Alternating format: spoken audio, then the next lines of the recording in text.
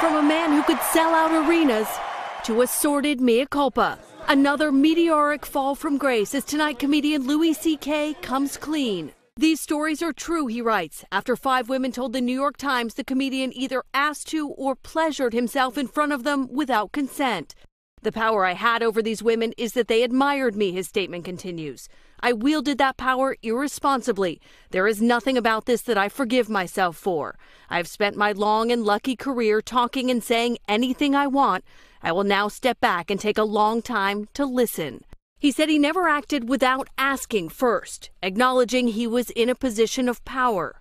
2 female comedians who accused Louis C.K. responding, "You asked, but we never said yes." The fallout has been swift. Today, the star's latest film, I Love You, Daddy, scrapped. Netflix pulling an upcoming stand-up special. HBO wiping his content.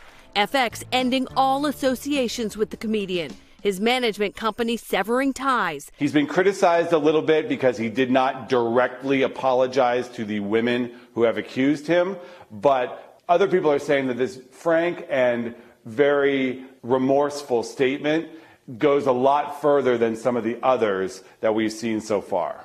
But the rampant sex abuse scandal rocking Hollywood brings new victims by the day. Today, ER actor Anthony Edwards accused his mentor, Broadway producer Gary Goddard, of abusing him when he was a teenager. NBC News reached out to Goddard but received no response. Edwards did not mention reporting this to police and says it took him years of therapy to heal. I did not go from being a victim to a survivor alone. Tonight, he's the latest star to say Me Too. Kristen Dahlgren, NBC News, New York. Hey, NBC News fans, thanks for checking out our YouTube channel. Subscribe by clicking on that button down here and click on any of the videos over here to watch the latest interviews, show highlights, and digital exclusives. Thanks for watching.